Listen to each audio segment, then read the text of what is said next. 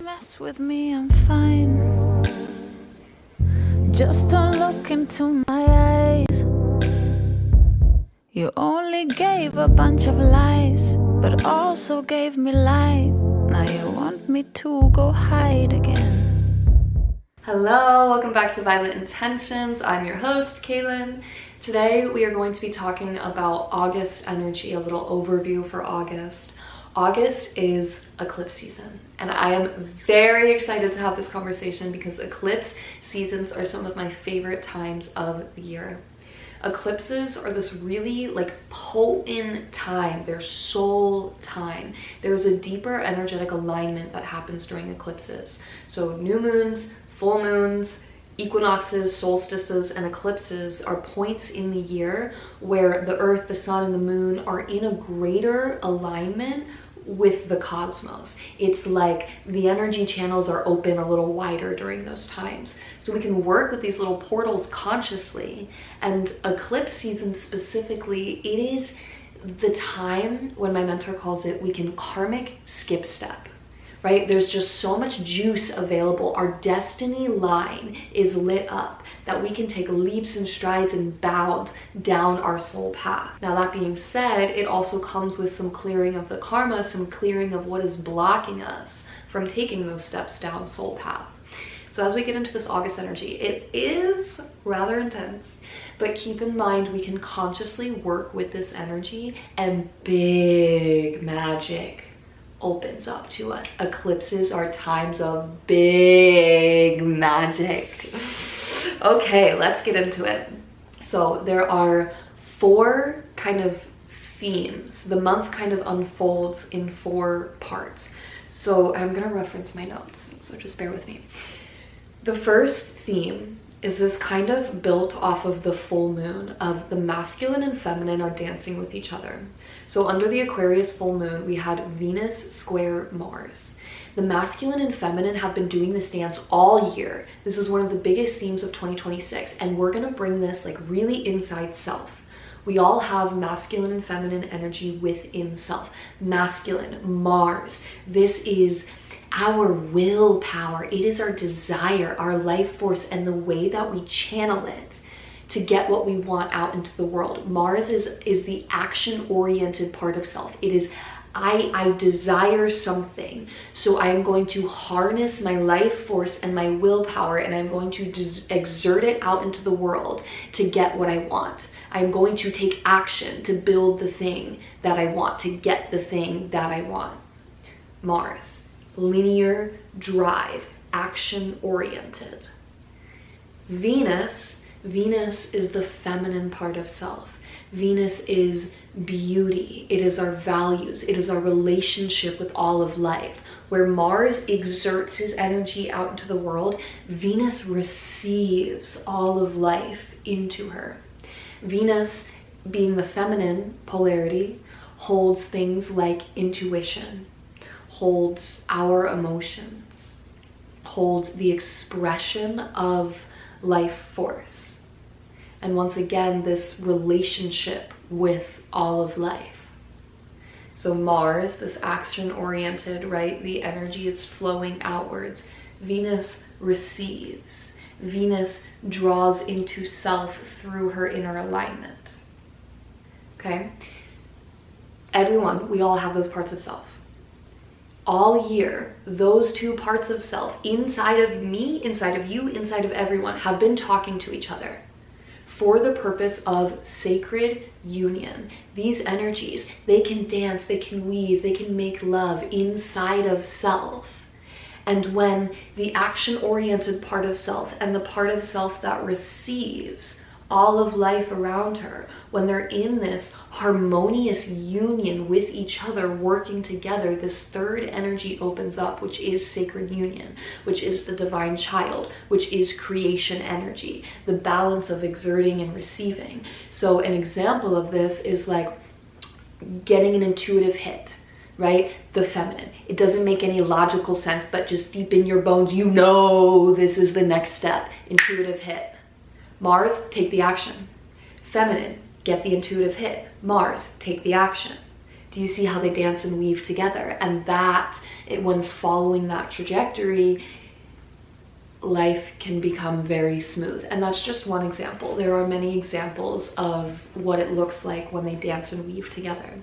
Now, most of us haven't been taught this, and we live in a predominantly patriarchal society. It's just the moment in time that we've been born into, right? We can see it out in the world. But the thing is, external reality is a reflection of internal reality. So collectively, we are experiencing this external patriarchy because we have internal patriarchal structures in our consciousness, in our psyche, right? So that means for a lot of us, logic dominates over intuition. For example, we're focused on productivity and we're ignoring our emotions or our deep inner world.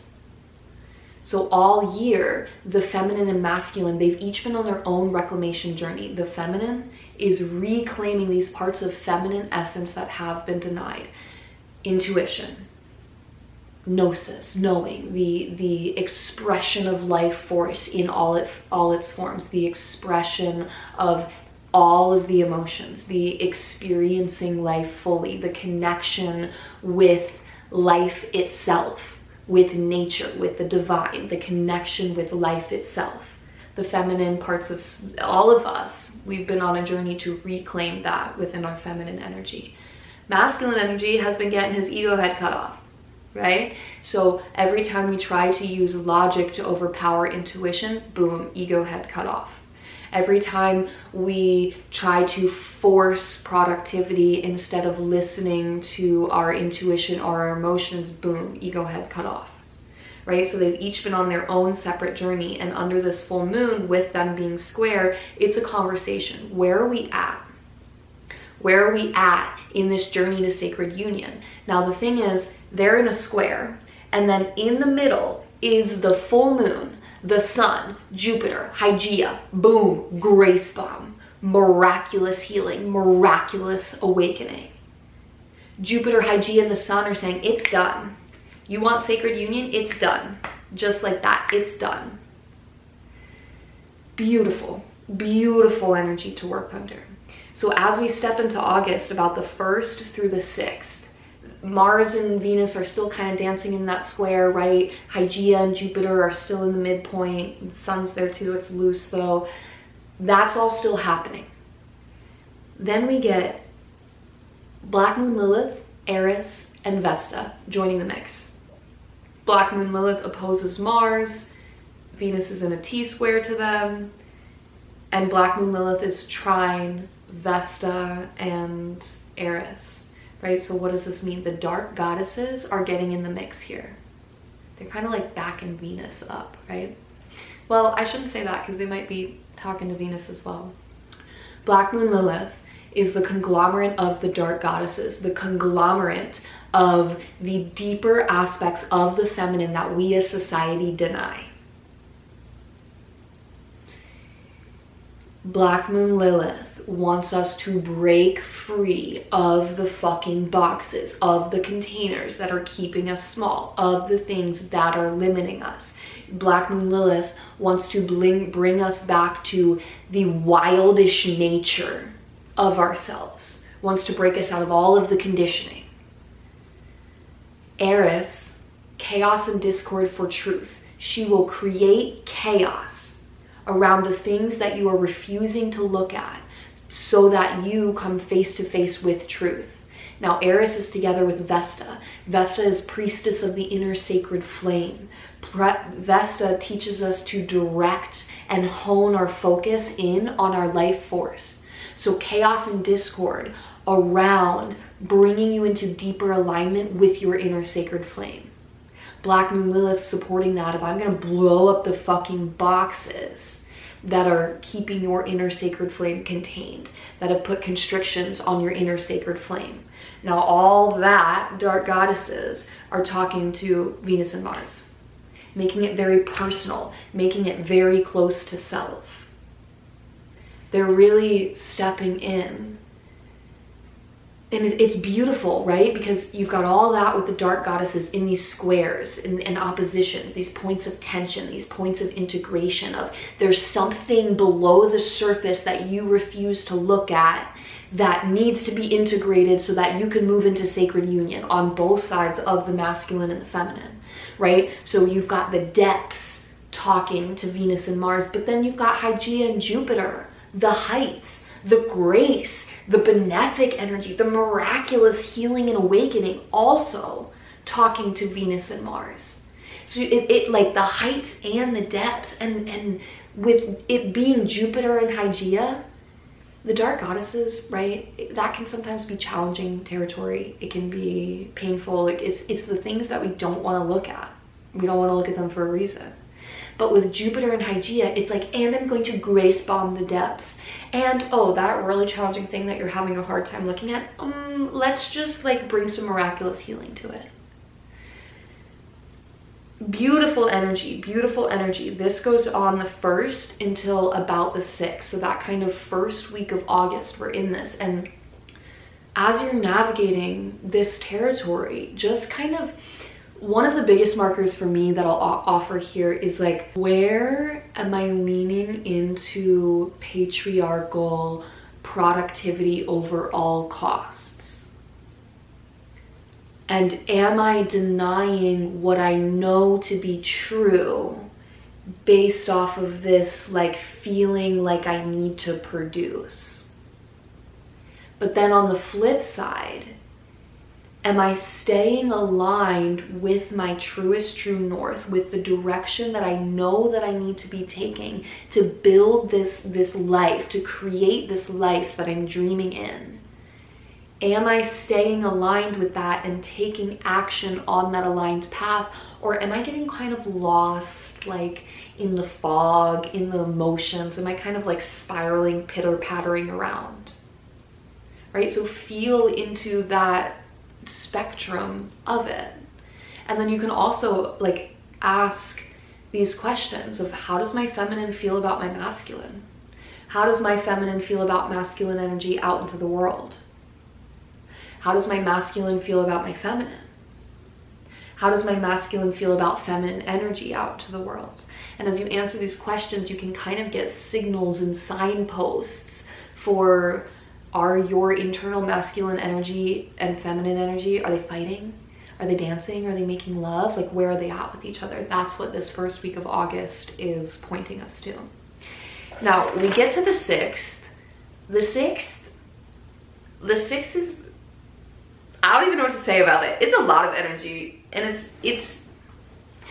it's like a culmination of that first week of the masculine and feminine dancing. So on the 6th, Venus moves into Libra. This is beautiful. Venus rules Libra. Venus loves it in Libra.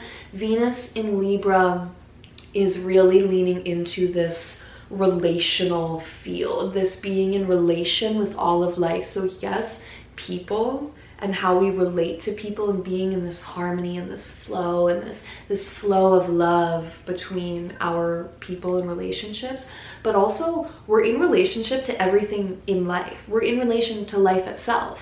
We're in relation to nature, to the animals and the birds and the bees and the grass and the trees. We're in relation to our home. We're in relationship to the food we eat. We're in relationship to the items in our home, to our favorite book, right? So we are in relationship to everything. And what is our relationship to life itself, right? So Venus moving into Libra, that's beautiful. But as soon as she steps into Libra, she comes into a yod with the North Node and Chiron. Chiron, wounded healer. Our deepest wounds that will never truly be healed, they require continuous tending. But in that continuous tending of the wound, we discover our greatest gift, our greatest medicine to the world, right? So Chiron, the wounded healer, shamanic initiation. And the North Node, newly in Aquarius, pointing to Venus, right? So if we think about Aquarius in the North Node, Aquarius in the North Node understands that its evolutionary path serves the collective. Aquarius is all about service to the collective in its highest form. Aquarius can glimpse the web of life and then wants to bring forth the highest and best for the web of life. And a part of that is its own evolutionary journey. This is where kind of like Leo and Aquarius axis comes in. If I am in my unique shining, radiating my soul essence into the world, and what is in my highest and best is truly in the highest and best for the infinite all of everything, because we are all one. Right? So in this Aquarius North Node piece, it's my evolutionary journey serves the collective. So the North Node and Chiron pointing at Venus, it's like what? And Yods, it's a finger of God. It is a destiny point. It's a pretty rare aspect in astrology. It is fated. It is destined. The North Node and Chiron pointing at Venus, like what wounding is blocking you from stepping into that highest version of self? There's this kind of overarching theme for August, really, right? Of this new frequency is here. We especially felt it with the basket. The new frequency is here. And August is kind of showing us through these various different aspects. Now, what inside of you is blocking that new frequency? What inside of you cannot withstand that new frequency and needs to go? And this North Node and Chiron pointing at Venus is pointing to that. And Venus, it's in the body. What wounding Chiron is blocking, and it's like it's a frequency, it's a nervous system groove, it's a pattern, right? Because Chiron is in Taurus, so it's in the body and pointing at Venus. We're gonna feel it. So that can be intense, but again, this is in service to the highest good of the infinite all of everything. It is in service to your greatest evolution, therefore the greatest evolution of the collective. And remember, we're in eclipse season, babe. This is leading into eclipse season.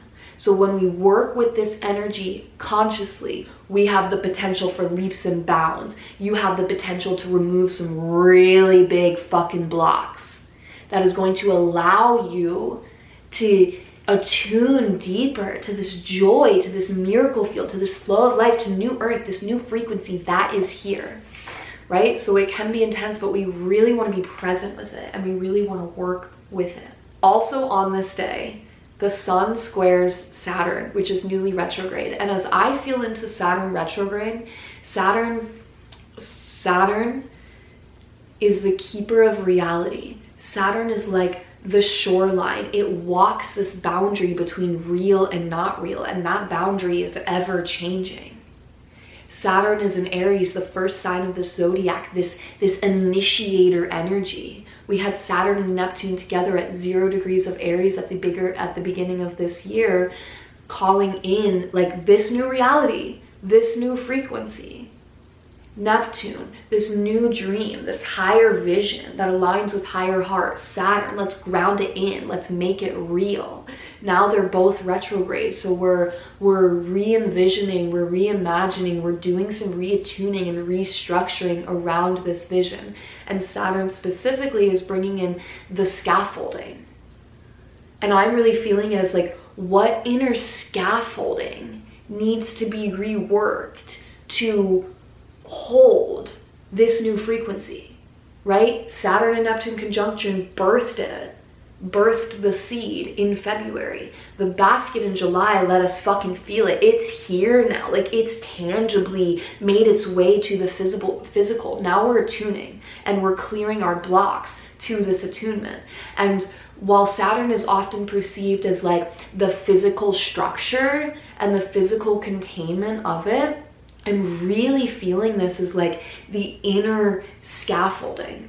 A part of Saturn is the hard work, like the hard work that it takes to make something manifest, the hard work that it takes to build something real. It's Mr. Miyagi, wax on, wax off with Karate Kid.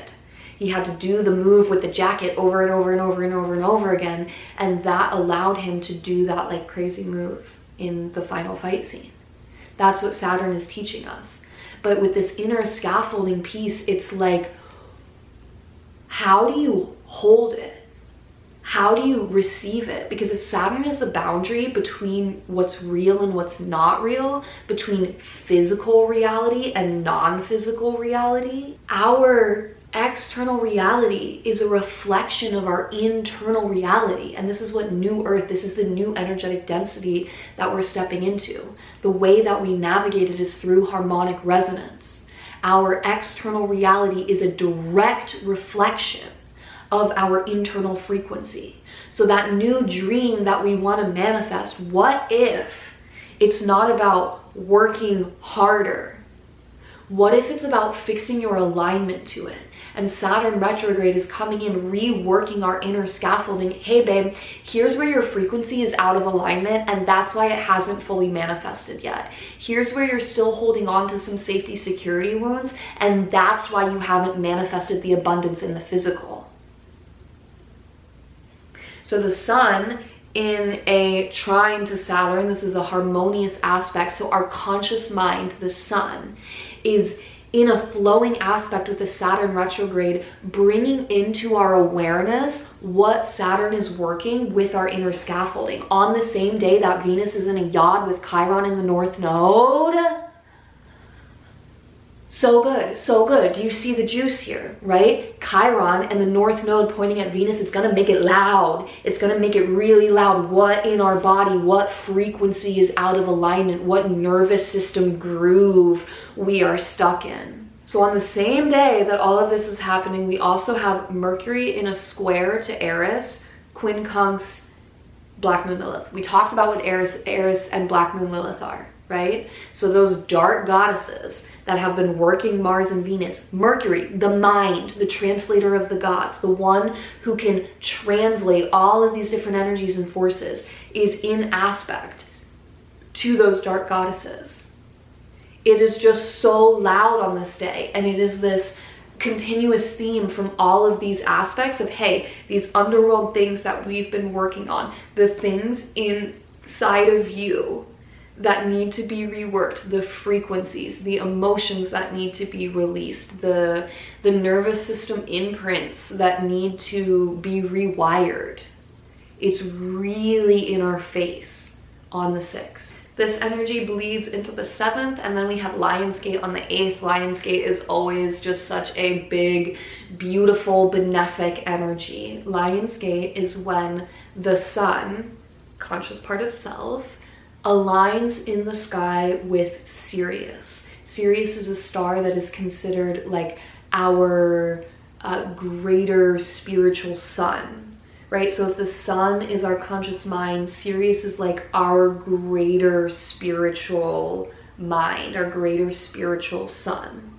So this is just, it's always beautiful, it's always benefic. There is lots of really good energy available on this day, so lean into it. And if it feels true for you, only if it feels true for you, I really love this practice of just going somewhere in nature, any spot that feels special and feels true for you, and like drawing some of that serious juice down into the earth.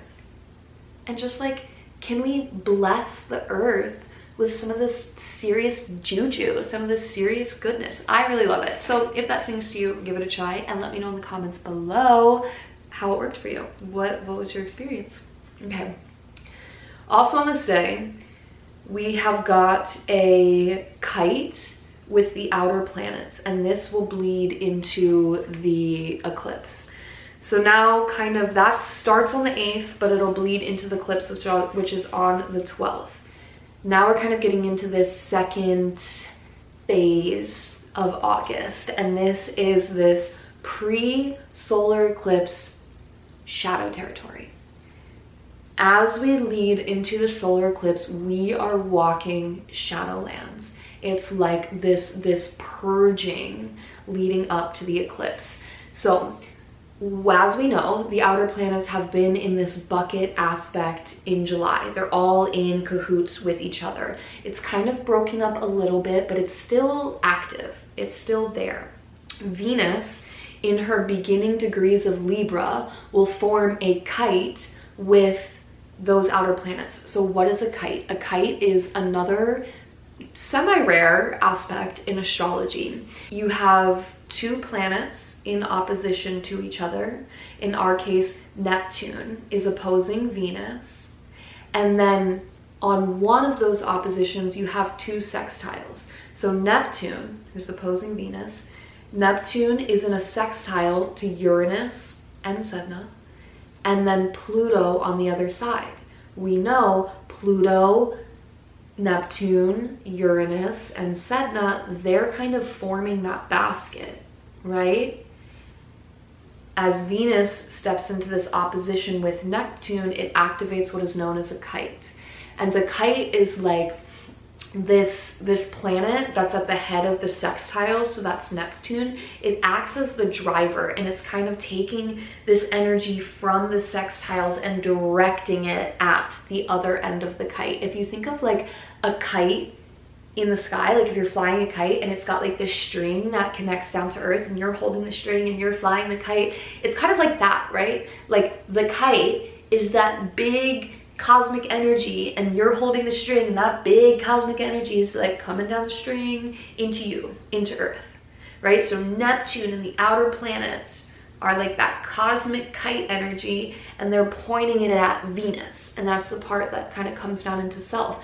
Now Venus is a personal planet, so we're really gonna feel this. And again, we see this theme continuing of Venus. I don't think I've mentioned this yet, but Venus is in the forefront all August, right? So we really want to get into our feminine, our intuition, our emotional nature, our body, our feeling, our values, our beauty, our relationship with all of life.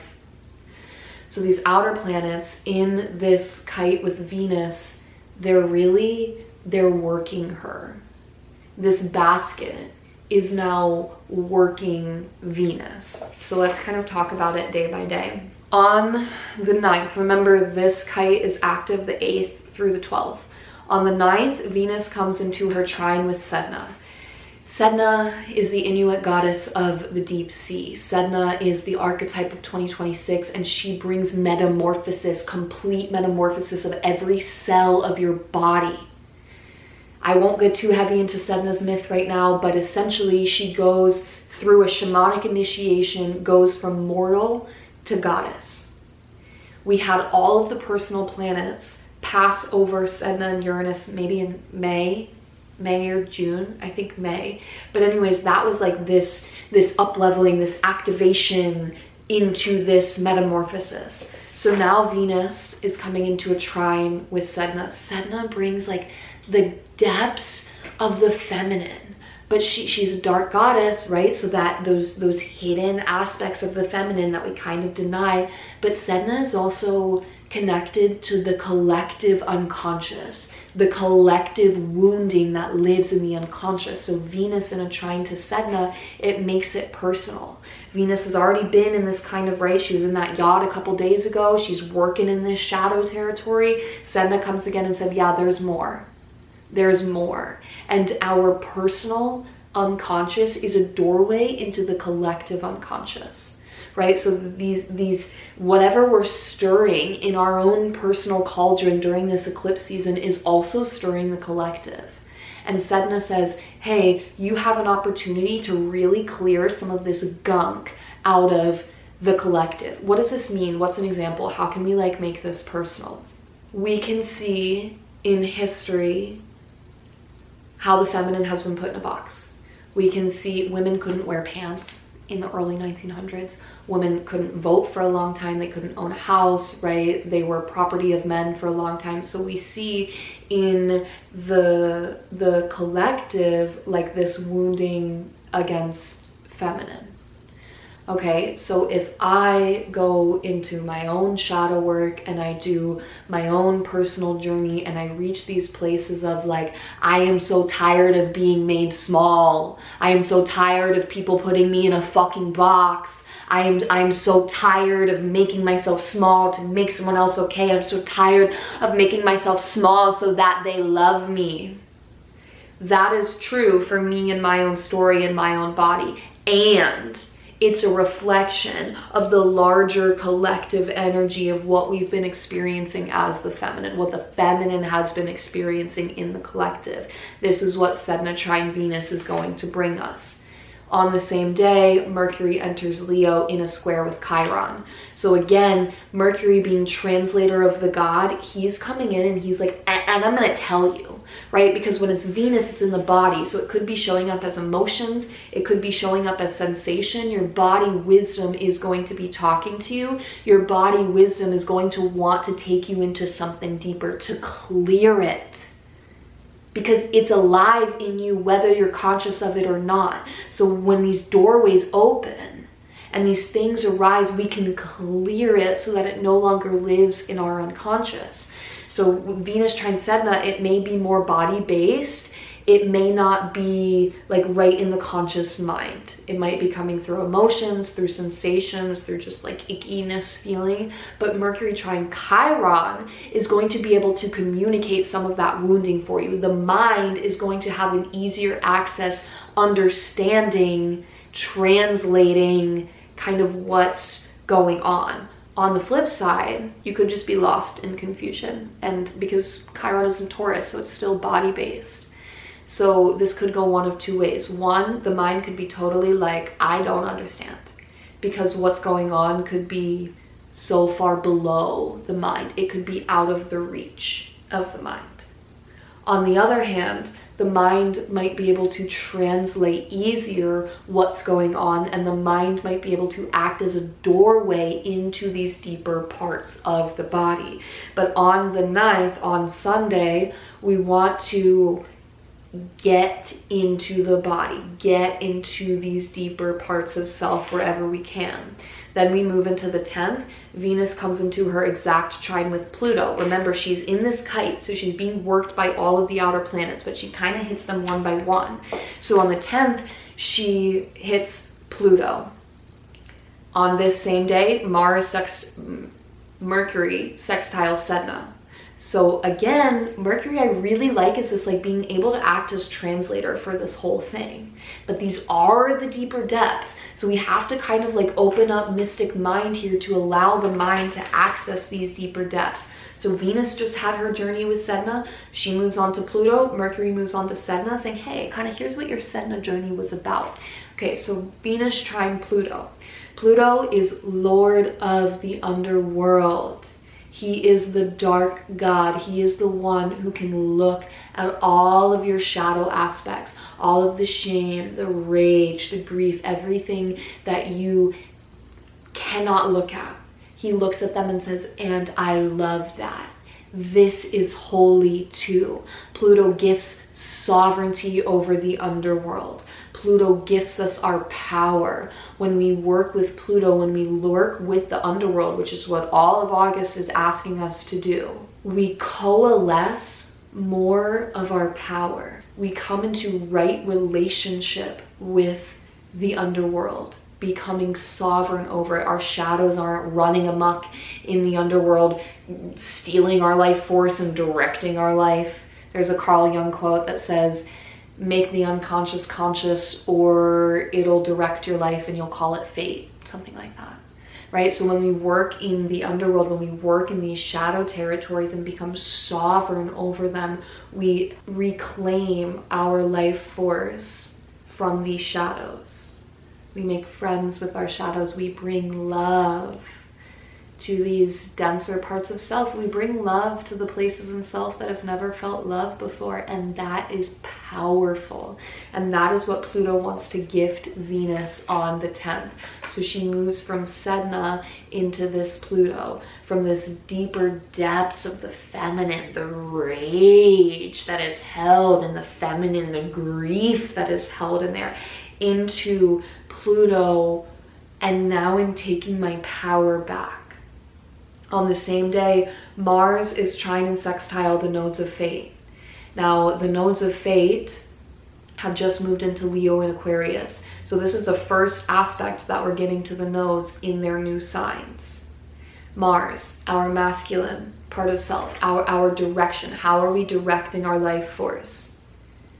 coming into aspect, positive aspect with the nodes of fate. And I feel this is supportive as the feminine and the mind are being drawn into these deeper depths.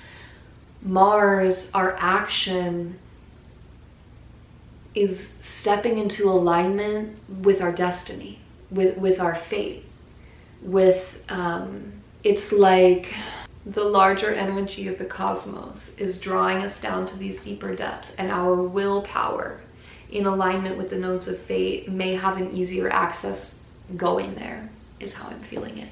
It feels supportive to me. I like that a lot. Then on the 11th, the day before this solar eclipse, Mars enters Cancer, and he will sextile Chiron. Chiron, I'm telling you, we're in shadow territory leading up to this eclipse. So Mars in Cancer, Mars, our action-oriented part of self, stepping into yin water, stepping into the deep emotional nature of self. I find this to be very supportive.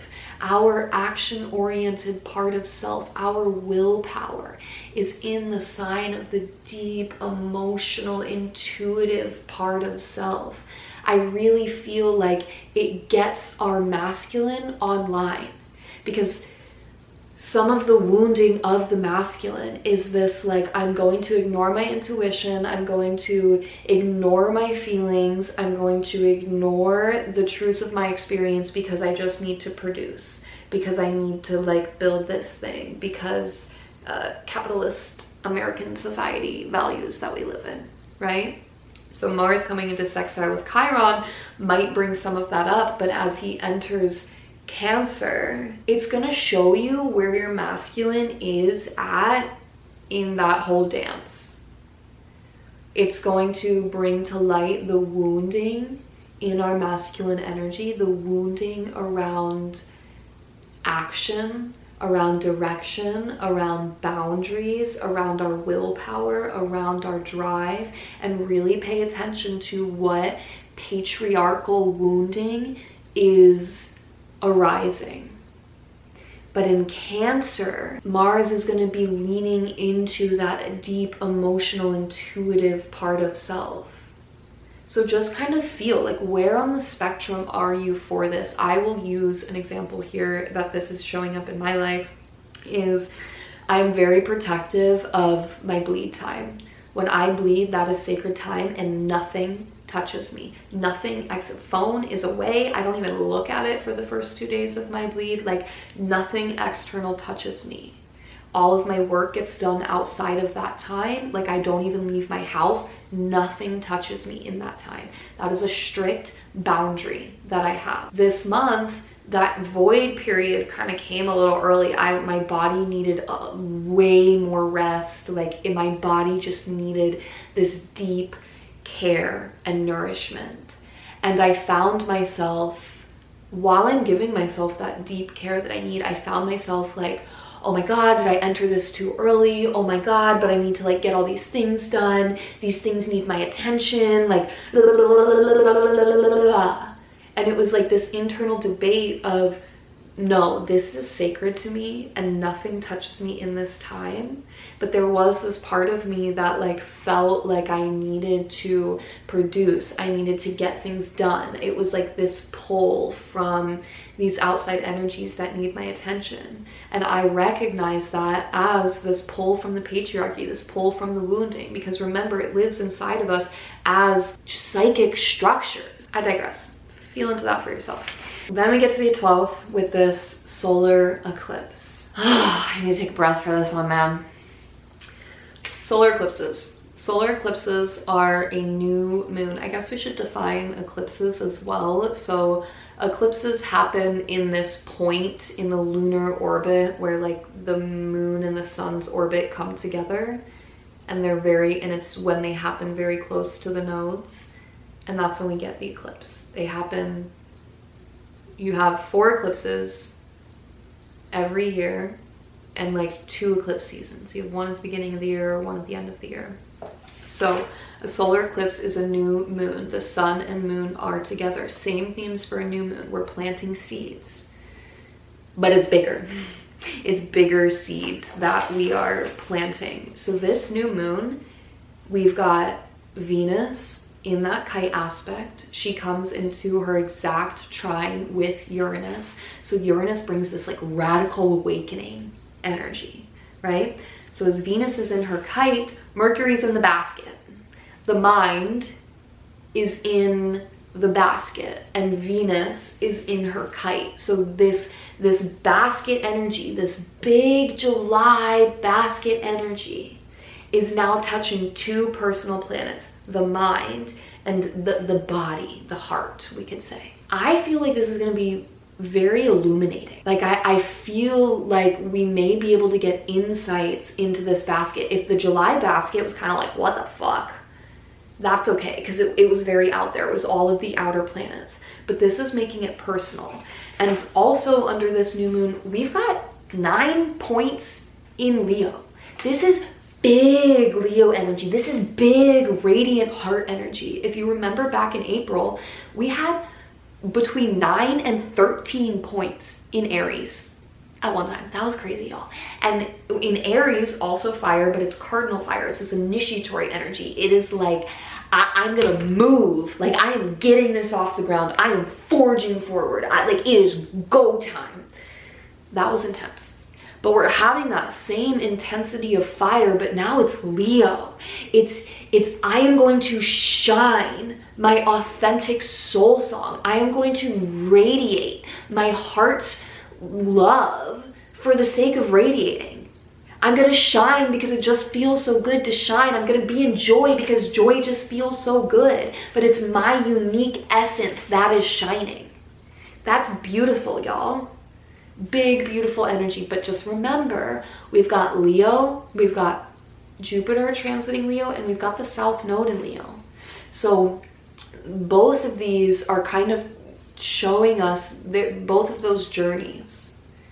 Both of those planets will be taking us on a journey to uncover what is blocking our unique shining and where are we performing authenticity for validation instead of being authentic.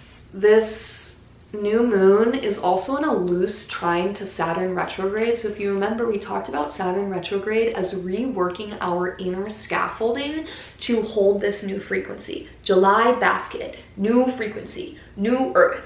It is here and it feels so fucking good, y'all. It is here. Under this new moon, solar eclipse, Mercury's in the basket, Venus is in a kite with the basket, making it personal, bringing it into our minds and our bodies, what this July basket, what this new frequency is. Saturn retrograde, okay, now that we're kind of understanding what this July basket, what this new frequency is, what inner scaffolding needs to be adjusted to be able to sustain it, to be able to hold it, to stabilize it. You still have Mars newly in Cancer aspecting the nodes and Chiron. So it's kind of like we're moving slowly through this. We're kind of feeling our way through this from this tender heart place and letting this touch us how it will. Now, it being a new moon solar eclipse, we're planting seeds from this place. So as all of these things are touching you, this new frequency is touching you from every angle, what seeds are you planting? And I heard someone talk about new earth. Like, where is it? Where's new earth? It's arising from inside of us.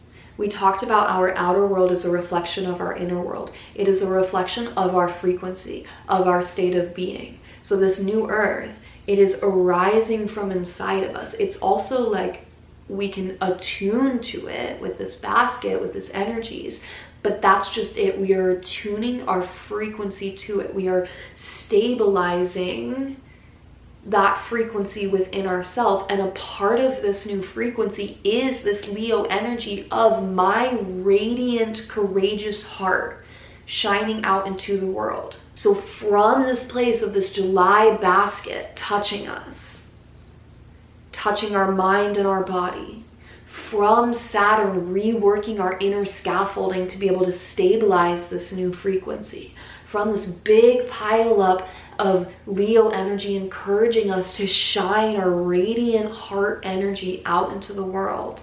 What new seeds are you planting? It's beautiful. It's big, beautiful energy. Wow! If you want to work with this energy, if you want to bring it into the body, do practices with it. I am holding Sacred Circle. It is called Sacred Rhythms, and it is where we meet under every new and full moon to bring the energies of the moment into our body. It is a space, a sacred temple space for us to work with these energies to propel us down our destiny line. I would so love it if you would join us. You can find links down below. After the solar eclipse, we're moving into this wormhole integration, is what I like to call it. A wormhole integration and re-envision. Now here's the thing. Between eclipses is the most potent time of the entire eclipse season, right? So between this solar eclipse and the lunar eclipse, it is potent, it is juicy. There's not a ton of astrological things going on until kind of right before that lunar eclipse, but it is a time when we want to move very slowly, when we want to be very present to kind of what's arising and what's unfolding. We are in the wormhole at that time. We've got some Mercury action and we've got some Jupiter action, kind of 13th, 14th, 17th. I like this, right? Mercury, the mind, it's kind of touching these different places. We're getting more insights, right? So move slowly, let yourself be open, let yourself receive the wisdom, the insights, the downloads. Jupiter, grace, expansion. Jupiter's the big benefic of the sky. So after all of this like intense energy, having some Jupiter is good. It feels good. It brings like a little bit of a lighter tone to these days. Now, the 18th through the 22nd, we get another kite. There are like a bajillion kites in August, which is just crazy. It just, to me, emphasizes like fated, destined, big moment in time. Okay, so the 18th through the 22nd, we get a kite. The sun is in a kite with the node, so the sun is coming into its conjunction with the south node, meaning it's opposing the north node. And then you've got Black Moon Lilith on one side, and you've got Eris and Vesta on the other side. We've talked about all this already, okay? Black Moon Lilith, dark goddess, conglomerate of the dark goddesses. She holds like the wild, repressed aspects of the feminine, the fullness of the feminine that we as a society deny. She essentially, like, if we just make it really like to the point, she wants to break you out of the fucking boxes that are containing you. She wants to break you out of the fucking boxes that are limiting your life force. Black Moon Lilith. Eris and Vesta, remember? Eris, discord for truth. I'm gonna make chaos so that you look at truth. I'm gonna make chaos around the false narratives that you are believing so that you come face to face with the truth. With Vesta, priestess of the inner sacred flame. So this chaos, this discord is pointing us to the truth of our inner sacred flame, our life force, our inner sacred flame, what is most in alignment to direct our life force to pour our life force into. Whatever we pour our life force into, we are creating. And Vesta teaches us how to direct and aim that life force. And in doing so, pushing away everything that does not serve our life force. So those two are in a sextile to the north node. Remember, we said the one who is in sextiles is the driver. So the north node, our destiny, our dharma, what we are walking towards, our soul's path of growth in this lifetime, is the driver of this kite. It's like pushing our destiny towards this. And the north node is newly in Aquarius. We talked about this. Aquarius, my evolution is in service to the collective. Aquarius glimpses the web of life, and I just feel this so fucking serves this moment in time, because we are all one. And we're living collectively as a society from this place of like, humans are removed from nature. Humans are removed from the web of life. Humans are on top of the web of life of nature. That is not true. And that is the root of like all of the disease that we experience in the world. I digress on that. But when we come into this place of remembering our place in the web of life, it was just a much better way of living. It is living from this place of being in tune with the infinite, all of everything. And that's what this new frequency is bringing us into. I highly recommend looking up Indra's Net. Indra's Net is just such a great example of this. So when I think of the North Node in Aquarius, I really think of this web of life piece and living in alignment with the web of life. And when we live in alignment with the web of life, it's my highest good is in the highest good of the infinite, all of everything. It's remembering that we are all one. So if you're hurting, I'm innately hurting because we are one. It's remembering the value and the importance of community. So this North Node, this collective destiny towards the web of life, towards remembering that we are all one, towards community, and this envisioning a better future for the collective is the driver. With Black Moon Lilith, I will break you out of the fucking boxes that are containing your life force, and I will create chaos so that you look at the truth of your inner sacred flame. That's a whole lot of like life force juju fueling this North Node, which is then pointed directly at the sun, our conscious part of self, in alignment with the South Node. The South Node is what we've come from. It's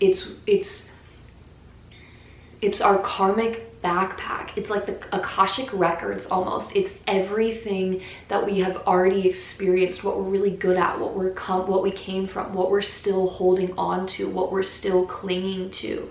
The South Node, there's a lot of cleaning up. There's a lot of clearing shadow aspects, clearing distortions, clearing this karmic baggage. And then underneath that, there are the gifts, the things that we've mastered in this lifetime. So the South Node in Leo is going to do a couple things for us. It's going to clean up a lot of this like kingship, queenship. Like Leo is also the sign of king and queens, right? So on a negative side, this like rulership of the individual over the collective, right? So cleaning up some of that collectively out in the world, that's great. We need a lot of that, but also in self. And like we talked about before, anything that is blocking our radiant self-expression, anywhere where we are performing authenticity for validation instead of radiating the truth of our being. It's big, it's beautiful, it's intense. It is like a whole lot of juice on our destiny node with the sun, making it in our face, making it loud. And it's this cleaning up to align with the truth of our soul, with the truth of our authentic being. Like, what did your soul come here to experience in this life? Not what job and how much money are you gonna make and what's gonna make you go viral online. Your soul doesn't give a fuck about that. But what did your soul truly come here to experience in this life? What lessons did your soul come here to learn? What lights you up? What brings you joy? What makes you come alive? That is what your soul is destined to experience. And this kite and this whole eclipse season is saying, I am going to burn away anything that is not that. Because anything less than living in alignment with the truth of soul is not fucking living, bro.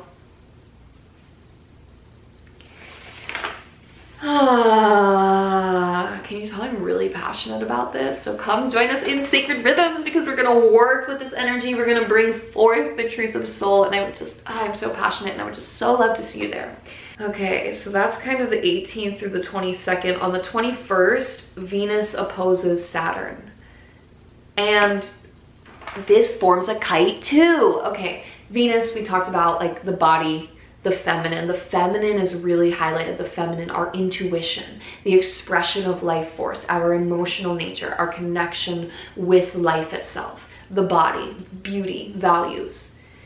Opposing Saturn retrograde, we talked about reworking our inner scaffolding. So if we think about Venus as the body, as our emotions, as our intuition, and our body, again, it's highlighting like what inner scaffolding needs to be reworked. Are there emotions that need to be cleared? What in our body, in our inner scaffolding, needs to be reworked to hold this new frequency? And this is occurring under the kite that we just talked about. So again, like a whole lot of life force, inner sacred flame, north node pointing at what needs to be cleared away. Venus brings it into the body, and Saturn says this is a reworking of the inner scaffolding to hold that new frequency. And like, to make it really tangible here, let's just say this new frequency is joy. It's a part of it. A part of it is joy, right? How much joy can you hold?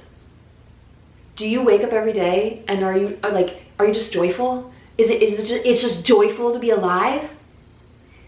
That's a part of this new frequency. We really can live like that. We really can experience joy for the sake of being joy. And we can, it can just be joyful to be alive, right? But what in me doesn't feel okay being joy? What blocks do I have to being joy? Are there parts of me that says, actually, it needs to be really hard and I need to earn it. I need to earn joy. I need to work really hard to then be able to receive joy. If that's the reality that you want to create. But Saturn is reworking these inner scaffoldings to say, actually, that's an inherited belief that you don't need to have. Let's rework that. Let's clear that so you can just hold joy for the sake of holding joy. That's just one example. So Venus and Saturn makes a kite with the moon on one side and Jupiter, Hygeia, and Psyche on the other side. Again, it's so beautiful. The moon is going to bring our emotions and our intuition. So again, moon, personal planet, it's in our body. We're going to feel it. Our emotions may kick up. Our intuition might be pointing us to this. It's going to make it a little bit louder. But Hygeia, Jupiter, and Psyche, grace. But like big healing energy. It's like, oh, okay, I'm gonna see all my blocks to joy, and then Hygeia and Jupiter are just gonna be like, poof, and they're gone. It's beautiful. It's beautiful. Okay, so also in this little kind of post-eclipse wormhole integration period, we've got Mars in a square to Neptune, quincunx, Pluto.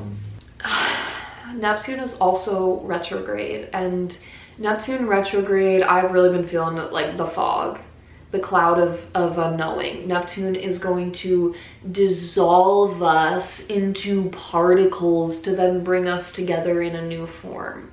So Neptune being retrograde is like reimagining this new vision, and again, us to be able to hold it. Pluto, we've already talked about, Lord of the Underworld, wants to bring us into more power, wants us to be sovereign over our underworld. A quincunx is a challenging aspect, and Pluto is the higher octave of Mars. So here we could be seeing some like battle of the wills, like my will versus thy will type situation.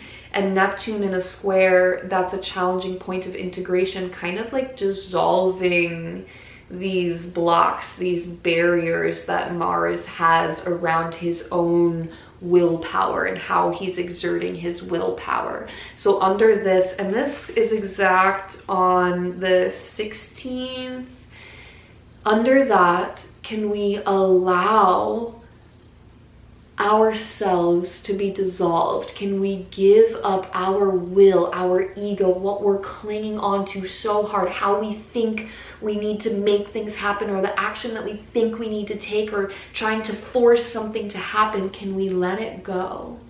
And can we hand our will over to thy will? Can we surrender into something greater and allow ourselves to be moved, to be reworked? Okay, so on the 22nd, that kite with the sun, the nodes, the sun, Black Moon, Lilith, Eris, and Vesta, that comes into its exact. That is the day that the sun hits the south node and Uranus stations on this day. This might not be a fun day. Okay.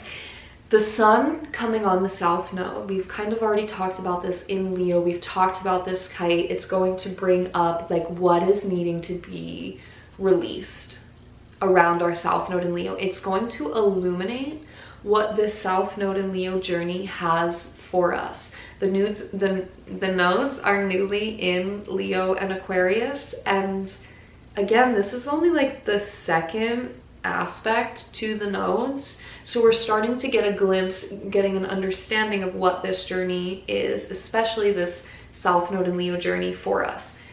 Uranus stationing direct.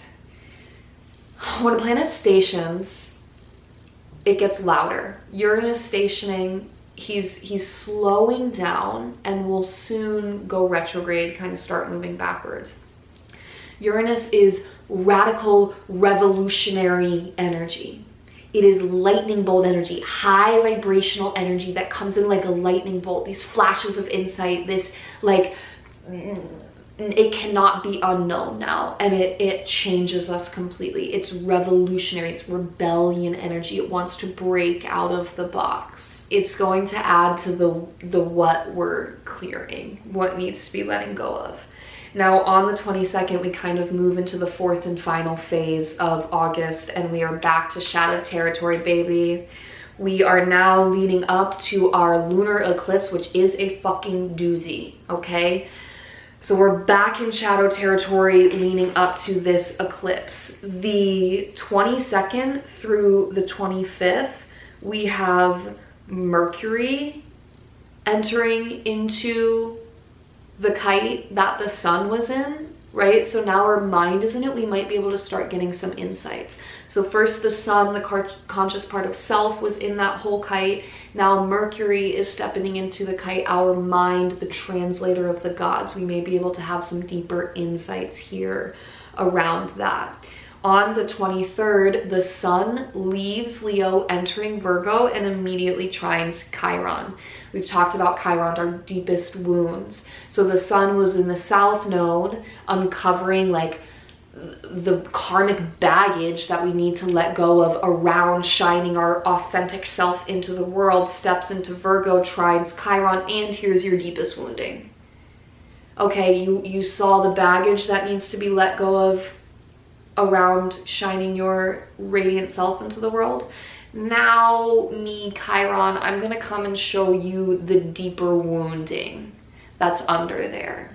The deeper wounding from preventing you from shining your radiant, authentic self out into the world. Virgo, which the sun is in, and Taurus, which Chiron is in, are both earth signs, so it's body based. We want to get into the body. Remember, Uranus is newly stationed direct, so this is like big awakening energy. There's energy moving. We want to get into the body and use that Uranus energy to move some of this gunk out of the body. On the 25th, the sun squares Sedna on the same day that Mercury comes into the south node. So again, we're getting more insights and more revelation around these deeper underworlds. We've talked about Sedna, the deeper depths of the feminine, of the collective unconscious, the deep wounding that lies there, and we've talked about this south node.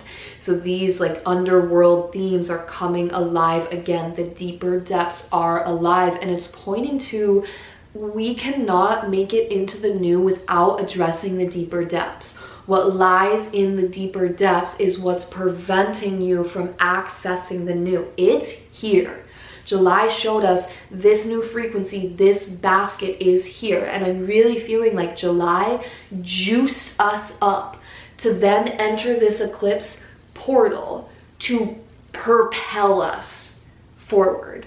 So we really want to work with the shadow energy, and we really want to clear it, because then we can be propelled down our destiny line. And again, if you want a way to work with this, I'm holding Sacred Rhythms. It's $22 and you get to be there for the new moon eclipse and the full moon eclipse. So come join us, try it once just for this eclipse season. And if you don't like it, you don't have to stay, but it's gonna be juicy, it's gonna be so much fun, and I would just so love to see you there. Okay, so now that we're in these deeper depths, we then get into the full moon. And depending on where you are in the world, it's either going to be on the 27th or on the 28th. I am East Coast, and it's going to be at like midnight on the 28th. If you are Pacific time, I think it's like 9:18, something like that, p.m. So kind of judge for where you are in the world. But on the 27th, leading into the 28th, we have a yod. Okay, a yod is a fated aspect. We've talked about this, a finger of God. And this yod is Pluto, Lord of the underworld. Evolution from the core of your being. Neptune, the fog of unknowing. I am going to dissolve you to piece you back together anew. Also higher heart, pointing at the sun and Mercury. And this yod is into the eclipse, right? So it's speaking to this evolution, this metamorphosis of our entire being once again. Like Pluto is evolution, is transformation from the core of your being. He's also Lord of the underworld, bringing sovereignty over our shadows. Our underworld has to be integrated. That is where we harness our power. This transformation is every aspect of the being. There's no part of you that it won't touch. Neptune being retrograde, I'm going to dissolve you into particles, into the infinite nothingness, clearing what doesn't serve and piece you back together anew. This speaks to like big evolution of self, pointing at the sun and Mercury. Sun, conscious self. Mercury, the mind. This is happening on the eclipse, bro. Not to mention, the sun and Mercury are square Uranus, who is newly stationed. Radical, awakening energy. This is like a thunderstorm that is happening right overhead, and that thunder that is like cymbals crashing and is so loud and just shaking your entire house.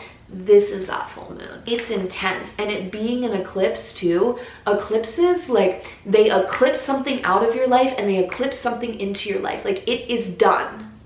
Under an eclipse, it is done. This being a lunar eclipse, full moons, endings, with this amount of like evolutionary energy, like Uranus, radical awakening, square to the degree, it's exact. Pluto and Neptune in a yacht, like it is a crescendo, it is a finality, and it is not pleasant, to be totally honest. It is like this thing is leaving, and it is intense, and it is loud, it is a crescendo, it is syllables crashing, it is thunder, it is lightning, it is a storm.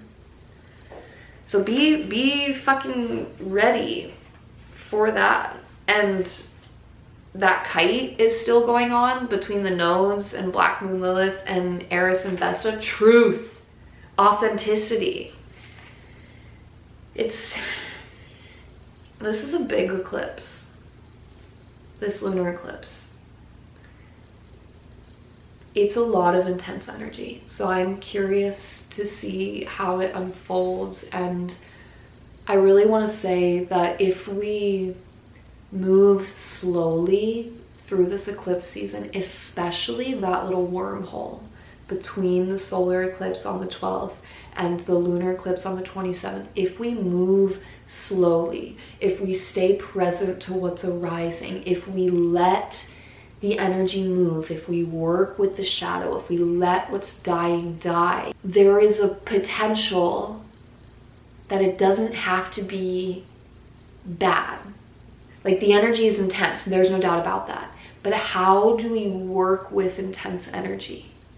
Can we make space for this intensity knowing that it's gonna be here? I hope that makes sense. Again, sacred rhythms, come work with us in this energy. Okay, now also under this full moon, the Jupiter is almost trine Saturn. That goes exact on the 29th, so a little after a day, almost 2 days for that. I find that supportive if we think of Saturn as this reworking the inner scaffolding and Jupiter expanding, bringing grace there.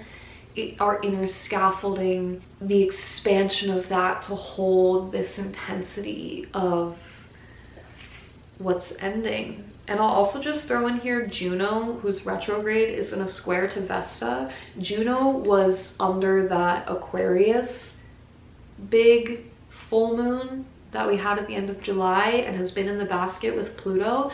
And I'm feeling Juno, yes, she's sacred contract, she's sacred union. I feel her as what we devote ourselves to so fully, what we commit ourselves to so fully, that we create these entanglements, these ties because of that devotion to it so fully. So her being in a square to Vesta is like this deep devotion to the inner sacred flame. Can we deepen our devotion? It's a square, it's an integration of it.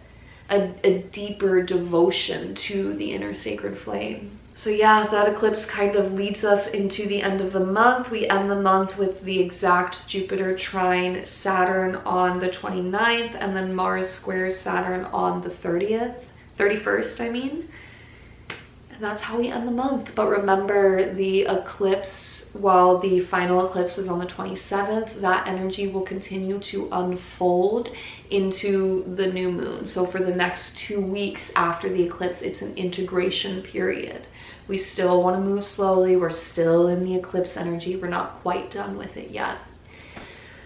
August is a big one, man. I hope you enjoyed this video. Please leave comments. Let me know how this is showing up for you, what you're experiencing. I would love to talk about it. If it sings to you, come join us in Sacred Rhythms. It's going to be a lot of fun, and it is a way to work with this energy consciously, to ground it into your life, to support you on your soul's journey, to make these leaps and strides and like quantum leap during this eclipse season. I will also have practices up here on YouTube that will help support during this energy. So just find me wherever you're called to find me.